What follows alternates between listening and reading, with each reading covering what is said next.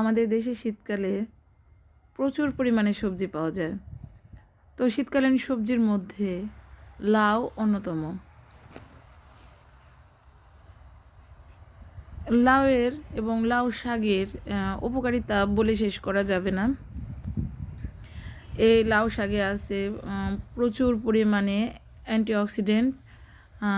এছাড়াও রয়েছে ভাইরাস ও ব্যাকটেরিয়া প্রতিরোধ ক্ষমতা, ব্লাড প্রেশার, দুর্বলতা, কমে যাওয়া, এ সব কিছুই রোধ করে থাকে এই লাউ শাক। ডায়াবেটিক্স রোগীর জন্য অত্যন্ত কার্যকরী একটি উপাদান। উপকারী লাউ সবজিতে ব্যবহার করা যায়। বেশি বেশি লাউ খেলে